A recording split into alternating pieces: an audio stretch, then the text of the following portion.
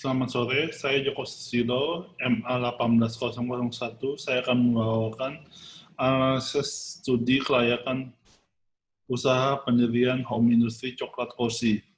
Kita akan mulai dari abstrak.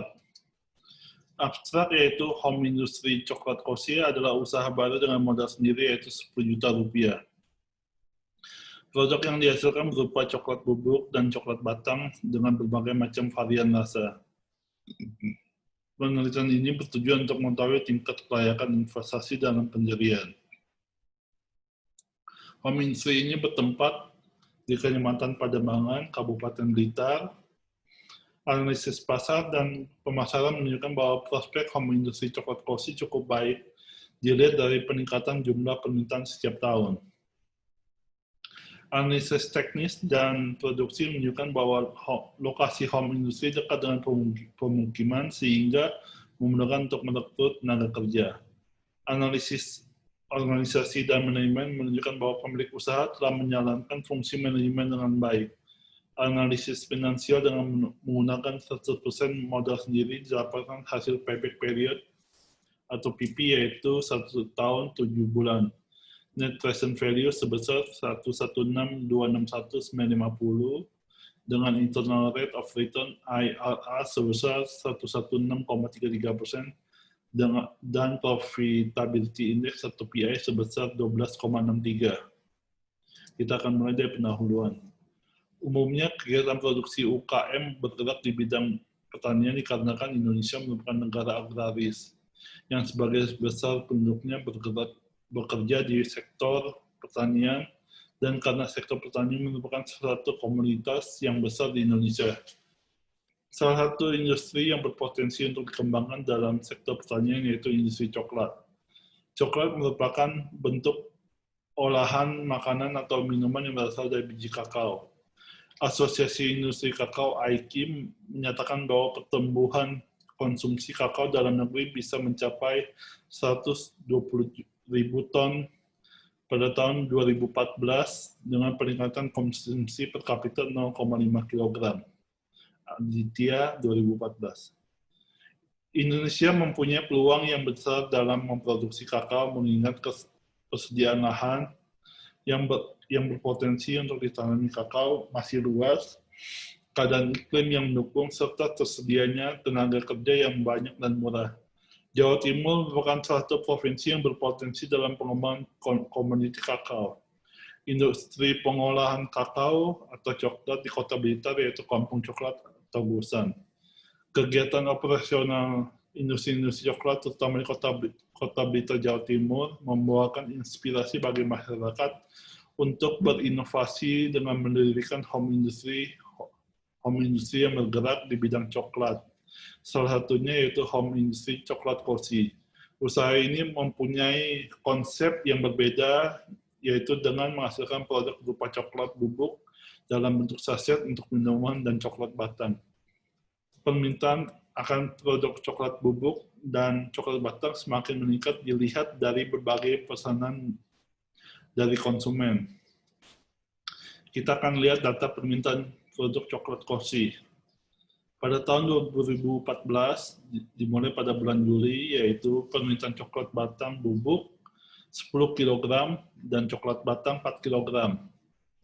Agustus 2014, permintaan coklat bubuk 14 kg, batang 6 kg.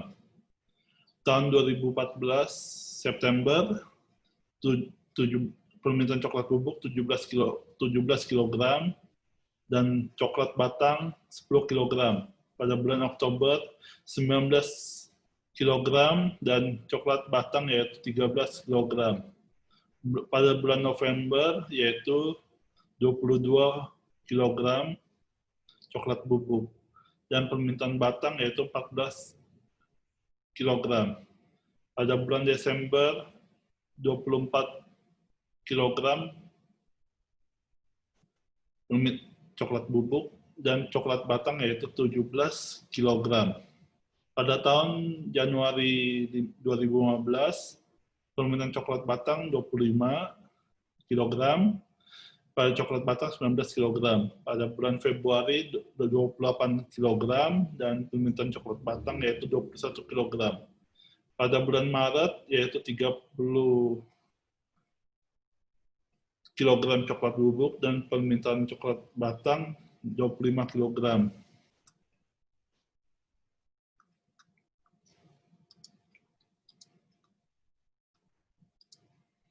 Jumlah produksi coklat bubuk maupun coklat batang sesuai dengan banyaknya jumlah permintaan pasar. Hal ini dikarenakan home industry coklat Kosim memproduksi produk sesuai dengan banyaknya permintaan untuk mengurangi risiko kerugian. Permintaan produk coklat Kosim mengalami kenaikan hingga 30% per bulan sehingga dapat memberikan peluang besar pada petani kakao khususnya di daerah Blitar, Jawa Timur. Hal ini dapat ditarik kesimpulan bahwa home industri coklat ini mempunyai prospek yang bagus dan profitable pada masa yang akan datang.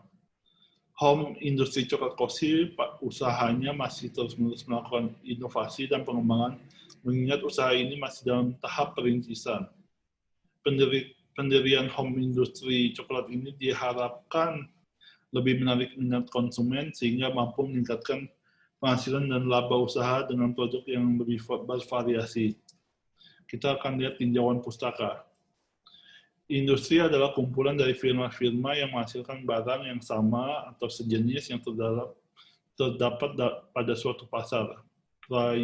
Pracoyo 2006 halaman 207.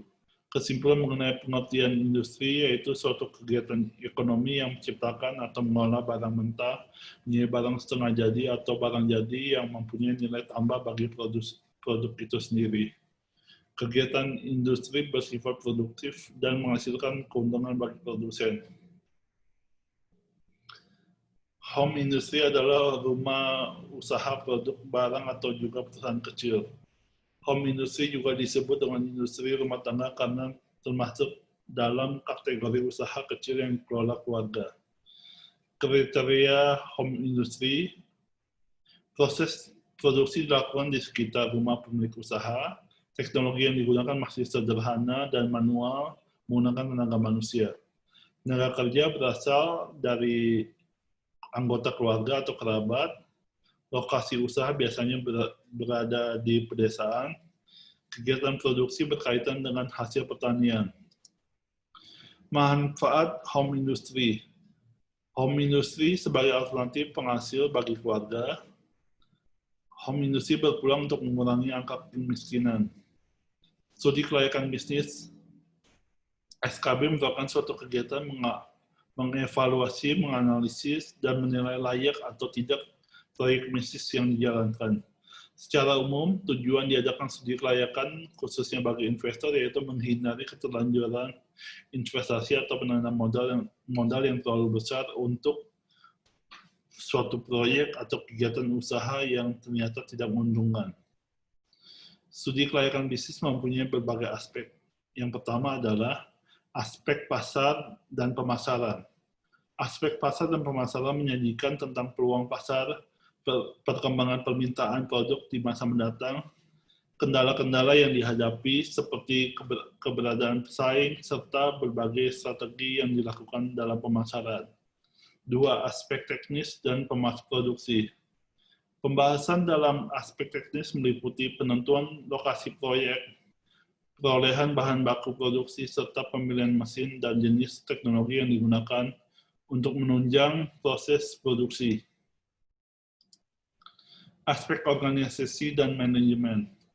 Aspek ini mencakup manajemen dalam pembangunan proyek dan manajemen dalam operasi. Manajemen dalam pembangunan proyek mengkaji tentang pembangunan proyek secara fisik. Sedang manajemen dalam operasi mencakup pengadaan sumber daya manusia, jumlah tenaga kerja, serta kualifikasi yang diperlukan untuk mengelola dan mengoperasikan suatu proyek. Aspek finansial, ada kegiatan melakukan penilaian dan penentuan satuan rupiah terhadap aspek-aspek yang dianggap layak dari keputusan yang dibuat dalam tahap analisis usaha. Kriteria penilaian investasi. Kriteria penilaian investasi terdiri dari dua metode, yaitu metode konvensional dan metode discounted cash flow. Kita akan lihat pada metode konvensional, yaitu payback period, merupakan teknik penilaian terhadap jangka waktu atau periode pengembalian investasi suatu proyek atau usaha. Payback period merupakan total investment dibagi cash flow per tahun kali satu. Total investment dibagi cash flow per tahun dikali 1 tahun. Perhitungan payback period yang untuk suatu proyek mempunyai pola cash flow yang sama dari tahun ke tahun. Perhitungan payback period suatu proyek yang mempunyai pola cash flow yang tidak sama per tahun dapat dilakukan dengan cara menguraikan total investasi dengan cash flow-nya sampai diperoleh hasil total investasi sama dengan cash flow pada tahun tertentu. PP sama dengan T tambah B dikurang C dibagi D dikurang C. Tahun terakhir di mana cash flow inflow belum menutupi nilai investasi. B sama dengan nilai investasi. C merupakan kumulatif cash flow inflow pada tahun ke T. Jumlah kumulatif cash inflow pada tahun sama dengan T plus 1. Metode discounted cash flow. A.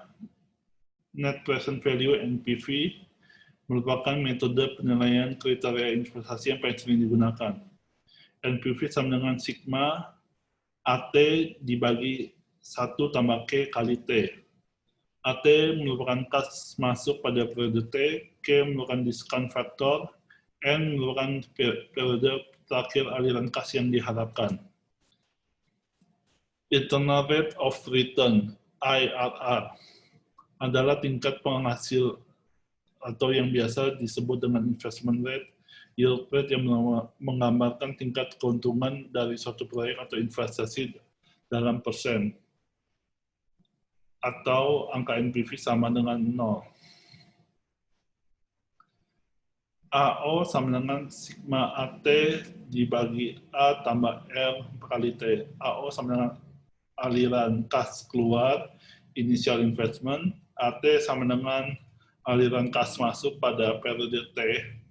R merupakan discount rate, tingkat bunga. N merupakan periode terakhir aliran kas yang diharapkan. Hasil perhitungan IRR apabila menunjukkan IRR lebih besar dari rate of return yang ditentukan, maka usulan proyek diterima. Sebaliknya, apabila nilai IRR lebih kecil daripada rate of return yang ditentukan, maka usulan proyek tidak diterima. Profitability Index atau PI. Metode Profitability Index atau PI yaitu metode yang menghitung perbandingan antara present value dari permintaan dengan present value dan investasi. PI merupakan sigma PV kas bersih dibagi sigma PV investasi. Usulan proyek dapat diterima apabila nilai Profitability Index PI lebih besar dari 1 dan sebaliknya apabila nilai PI kurang dari 1, maka usulan proyek ditolak. Kita akan lanjut pada metode penelitian. Jenis penelitian. Jenis penelitian yang digunakan pada penelitian ini yaitu penelitian deskriptif. Penelitian deskriptif dalam penelitian ini berisi tentang gambaran mengenai lokasi perusahaan dan kelayakan usaha ditinjau dari berbagai aspek tertentu. Fokus penelitian. 1. Aspek pasar dan pemasaran, permintaan pasar, pesaing, pangsa pasar, dan strategi bauran pemasaran. Kita akan lihat pada aspek teknis dan produksi, yaitu lokasi produksi, bahan baku, bahan tambahan dan bahan penolong, teknologi yang digunakan, dan proses produksi. Aspek organisasi dan manajemen meliputi struktur organisasi, jumlah dan kualifikasi tenaga kerja. Aspek finansial meliputi kebutuhan dana, sumber dana, dan modal kerja. Lokasi penelitian. Penelitian analisis studi kelayakan usaha dilakukan pada home industri coklat Kosi yang beralamat di lingkungan Jaten, RT 1 RW 01, Kelurahan Kademangan, Kecamatan Kademangan, Kabupaten Blitar. Jenis dan sumber data. Jenis data terbagi menjadi dua, yaitu data primer dan data sekunder. Sumber data primer dalam penelitian ini diperoleh langsung melalui observasi dan wawancara dengan berbagai pihak berupa informasi terkait dengan kondisi perusahaan, meliputi gambaran umum perusahaan, produk-produk yang dihasilkan, jenis peralatan yang digunakan, serta proses produksi. Sumber data sekunder penelitian ini diperoleh dari data perusahaan berupa data permintaan dan data yang diperoleh dari berbagai literatur. Metode analisis. Metode analisis yang digunakan dalam penelitian ini terdiri dari berbagai aspek, yaitu aspek permintaan, aspek pasar dan pemasaran, meliputi analisis permintaan pasar, analisis pesaing, analisis pangsa pasar, analisis strategi, dan bauran pemasaran. 2. Aspek teknis dan produksi meliputi analisis lokasi produksi, analisis bahan baku, bahan tambahan dan bahan penolong, analisis teknologi yang digunakan, analisis produksi. Aspek organisasi dan manajemen ya, meliputi menganalisis struktur organisasi, menganalisis jumlah dan kualifikasi tenaga kerja. 4. Aspek finansial meliputi menganalisis kebutuhan dana, menganalisis sumber dana, menganalisis modal kerja, menghitung proyek rugi atau laba, menghitung proyeksi arus kas masuk, cash inflow, menganalisis kelayakan berdasarkan kriteria penilaian investasi yang terdiri dari payback period, net present value, internal rate of return, IRR, profitability index. Hasil dan pembahasan. Analisis kelayakan terhadap aspek pasar, permintaan pasar. Permintaan produk coklat Kosi baik bubuk maupun batang mengalami peningkatan jumlah pesanan setiap bulan dari awal usaha sendiri. Proyeksi permintaan Kosi baik coklat bubuk maupun coklat batang dapat dihitung dengan metode tren linier. Kita akan lihat proyeksi permintaan coklat Kosi. Pada tahun 2015, permintaan coklat bubuk 434 kg, permintaan coklat batang 434 kg. Pada tahun 2016, permintaan coklat bubuk 720 kg, permintaan coklat batang 870 kg. Pada tahun 2017, permintaan yaitu coklat bubuk 1008 kg dan permintaan coklat batang 1302 kg. Pada permintaan 2018, 1296 kg coklat bubuk dan permintaan coklat batang 1734 kg. Pada tahun 2019, permintaan coklat bubuk 756 kg, permintaan coklat batang 1.209 kg. Pesaing bisnis Kosi di Kota Blitar yaitu Kampung Coklat Gusan dan Coklat Pinonika. Pangsa pasar. Pangsa pasar home industry coklat Kosi cukup luas dengan konsumen dari semua kalangan karena harga yang ditetapkan terjangkau. Coklat bubuk maupun coklat batang Kosi sudah tersebar di berbagai kota, diantaranya Blitar, Tulungagung, Malang, Jember, Jombang, dan Bandung. 4. Bauran pemasaran. 1. Produk. Home industry coklat Kosi mengeluarkan aneka produk jadi, mulai coklat bubuk berbentuk saset sebagai minuman sampai dengan coklat batang. Produk jadi berupa coklat bubuk antara lain bubuk coklat krim dan bubuk coklat original. Masing-masing terdapat ukuran berat yaitu 40 gram, 0,5 kg, dan 1 kg. Produk jadi berupa coklat batang antara lain coklat batang original, coklat batang milk, coklat batang crispy, coklat batang blueberry, dan coklat batang strawberry, dan coklat batang mente, masing-masing 50 gram dan 70 gram. Harga. Penetapan harga pada produk ditentukan dengan perhitungan tertentu secara bahan baku dan konsisten, serta berdasarkan setiap pengeluaran dalam membeli bahan baku dan proses pengerjaan produksi. Harga yang ditetapkan untuk setiap produk bermacam-macam, mulai dari harga Rp2.250 per saset untuk coklat bubuk sampai harga Rp8.500 per biji untuk coklat batang dengan berbagai varian rasa. Distribusi produk coklat Cosi mudah dan masih sederhana, sehingga tidak mengalami banyak kendala. Rantai distribusi hasil produksi coklat Cosi dari produsen ke konsumen relatif pendek. Pemilik usaha menjual langsung ke reseller, yaitu toko oleh-oleh atau kafe, dan juga dapat langsung ke konsumen atau end user.